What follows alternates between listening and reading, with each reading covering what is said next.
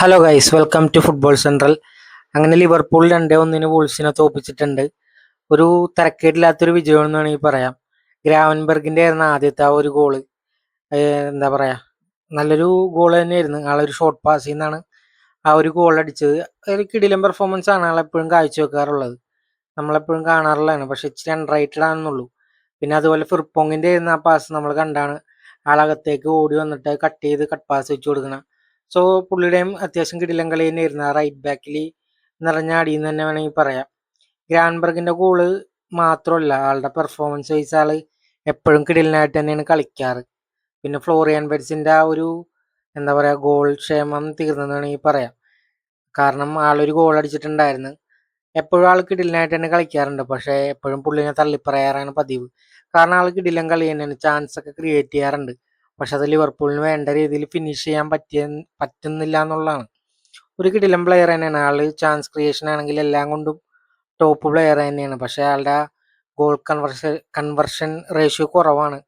അത് കൂടെ കളിക്കുന്ന പ്ലേയേഴ്സിന്റെ തന്നെ കുഴപ്പമാണ്. ആള് നല്ല രീതിയിൽ തന്നെ പാസും കാര്യങ്ങളൊക്കെ വെച്ച് കൊടുക്കാറുണ്ട്. സോ ഒരു കിടിലൻ ഗോൾ തന്നെയായിരുന്നു. എക്കിട്ടിക്കിടെ ആ പന്ത് വാങ്ങിച്ച ആള് കിടിലനായിട്ട് തന്നെ അത് ഫിനിഷ് ചെയ്തെന്നുള്ളതാണ്. ആളുടെ ഫസ്റ്റ് ടച്ച് എടുത്ത് ആൾ കിടിലനായിട്ട് തന്നെ ഫിനിഷ് ചെയ്ത് കിടിലൻ കളി തന്നെയായിരുന്നു ആൾ ഓവറോള്. പിന്നെ എക്കിട്ടിക്കയുടെ കാര്യം പറഞ്ഞു കഴിഞ്ഞാൽ ആള് നിലവിൽ ഇപ്പോൾ ഒടുക്കത്തെ പെർഫോമൻസ് ആണെന്ന് വേണമെങ്കിൽ പറയാം. ആള് അസിസ്റ്റ് ഇടും, അതുപോലെ തന്നെ ഗോൾ അടിക്കും. എല്ലാം കൊണ്ടും ടീമിന് സെറ്റാണെന്ന് വേണമെങ്കിൽ പറയാം. ഒരു ടോപ്പ് നമ്പർ 9 തന്നെയാണ്. ഗോളാണെങ്കിൽ ഗോൾ, അല്ലെങ്കിൽ അസിസ്റ്റ്. മൊത്തത്തിൽ ആളെ ഇറങ്ങി വന്ന് ടീമിനെ കണക്ട് ചെയ്യാൻ എപ്പോഴും സഹായിക്കാറുണ്ട്. ഇസാക്ക് ടൈപ്പ് തന്നെയാണ് ആള്. ഇപ്പൊ ഇസാക്കിനേലും കുറച്ചും കൂടി ബെറ്റർ ആണെന്ന് വേണമെങ്കിൽ പറയാം. സോ കിടിലൻ കളി തന്നെയാണ് ആളെപ്പോഴും കാഴ്ചവെച്ചുകൊണ്ടിരിക്കുന്നത്. കിടിലൻ പ്ലെയർ തന്നെയാണ്. അതുപോലെ തന്നെ മറ്റൊരു അൺറേറ്റഡ് ആണ് ഈ ജോൺസ്, കർട്ടിസ് ജോൺസ്. എപ്പോഴും ശ്രദ്ധിക്കാറുണ്ട്, ആളുടെ കളി കിടിലനായിരിക്കും, പക്ഷെ ആളെ പറ്റി അധികാരം പറയാറില്ല എന്നുള്ളതാണ്. ഇന്നലെ ആള് അത്യാവശ്യം നന്നായിട്ട് തന്നെ കളിച്ചു. ഒരു അസിസ്റ്റും ഉണ്ടായിരുന്ന ആളുടെ ഇരുന്ന്. സോ ഓവറോൾ ടീം അത്യാവശ്യം നന്നായിട്ട് കളിച്ചു. നമുക്കറിയാം വൂൾസ് അത്ര കിടിലൻ ടീമൊന്നും അല്ല. ഈ സീസണിൽ ഒരു വിജയം പോലും ഇല്ലാത്തൊരു ടീം തന്നെയാണ്. ഇപ്പൊ ബാക്ക് ടു ടോപ്പ് 4 എന്ന് വേണമെങ്കിൽ പറയാം. അവർ തിരിച്ചു വന്നിട്ടുണ്ട് ടോപ്പ് 4ലേക്ക്. ആ ഒരു പഴയ പ്രതാപത്തിലേക്ക് എത്തിയിട്ടില്ലെങ്കിൽ അത്യാവശ്യം നല്ല രീതിയിൽ തന്നെ അവർ തിരിച്ചു വരുന്നുണ്ട്. പ്രീമിയർ ലീഗിലേക്ക് കണ്ടന്ററായിട്ട് ഇപ്പൊ നിലവിൽ കയറിയിട്ടില്ല. പിന്നെ 2-1 ചെൽസി തോറ്റെന്ന് വേണമെങ്കിൽ പറയാം. ആസ്റ്റൺ വില്ല ഇപ്പൊ കുതിച്ചുയർന്നുകൊണ്ടിരിക്കുന്നതാണ് നിലവിൽ. അവരെ കളിയും അങ്ങനെ തന്നെയാണ്. ഒരു കംബാക്ക് ടീമായിട്ട് മാറിയിട്ടുണ്ട്. ടോട്ടലി ടീം ഹെവി ആയെന്ന് പറയാം. അതിനെല്ലാത്തിലും കാരണം ഈ ഒരാൾ തന്നെയാണ്. ആളുടെ ആ ഒരു മാസ്റ്റർ ക്ലാസ് തന്നെയാണ്. ഇന്നലെ നമ്മൾ കണ്ടത് സെക്കൻഡ് ഹാഫിൽ ആളുടെ ആ സബ്ബ് കൊണ്ടുവന്ന് വോക്കിൻസ് അടിച്ച 2 ഗോളും കൊണ്ടാണ് കളി ജയിച്ചതെന്ന് വേണമെങ്കിൽ പറയാം. ആ ഒരു മൂവ്മെന്റും കിടിലനായിരുന്നു. വോക്കിൻസ് ഇപ്പൊ 2-3 കളിയായി ആളുടെ ഫോം ഇല്ലാണ്ടിരിക്കണ, പക്ഷെ ആൾ കൃത്യസമയത്ത് വേണ്ട രീതിയിൽ എന്താ പറയാ അവതരിച്ചെന്ന് വേണമെങ്കിൽ പറയാം. കാരണം 2 ഗോൾ അടിച്ചു, ടീമിനെ വിജയിപ്പിച്ചു. ഇപ്പൊ ടോപ്പ് 4ൽ തന്നെ ഉണ്ട്. ഒരു കണ്ടന്ററായി മാറി എന്ന് വേണമെങ്കിൽ പറയാം. ആൾ കിടിലൻ പെർഫോമൻസ് തന്നെ കാഴ്ചവെച്ചിട്ടുണ്ട് നിലവിൽ. അപ്പൊ ആളിന്റെ വരവോടെയാണ് ശരിക്കും ചെൽസി ഒന്ന് പേടിച്ചതെന്ന് വേണമെങ്കിൽ പറയാം.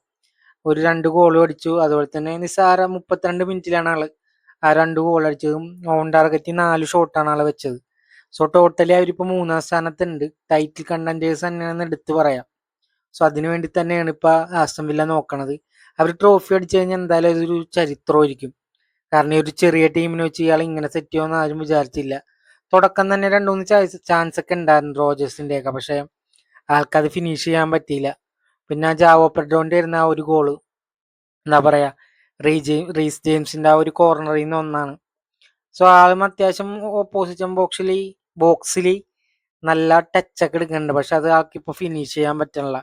ആള് നേരത്തെ ബ്രൈറ്റണിലാവുമ്പോൾ അടിപൊളിയായിട്ട് ഫിനിഷ് ഒക്കെ ചെയ്യുമായിരുന്നു. ഇപ്പൊ എന്തോ അതൊക്കെ ഇല്ലാത്ത പോലെ തോന്നുന്നുണ്ട്. ആൾക്ക് എന്തോ ഒരു കോൺഫിഡൻസ് കുറവ് പോലെ. പിന്നെ റീസ് ജെയിംസ് പ്രത്യേകിച്ച് പറയേണ്ട, ആള് ബാക്ക് ടു ബാക്ക് അടിപൊളി പെർഫോമൻസ് തന്നെയാണ്. റീസ് ജെയിംസിന്റെ അപ്പൊ ഒരു കിടിലൻ പെർഫോമൻസ് തന്നെയായിരുന്നു. റീസെന്റ് ആയിട്ട് ആള് നല്ല കളി തന്നെയാണ്. പിന്നെ അടുപ്പിച്ച് ഇപ്പൊ 11 ഗെയിമായി ആസ്റ്റൺ വില്ല ജയിക്കണത്. സോ എന്താ പറയാ, ഒരു കിടിലൻ പെർഫോമൻസ് തന്നെയാണ് അവരിപ്പോ കാഴ്ചവെച്ചുകൊണ്ടിരിക്കുന്നത്.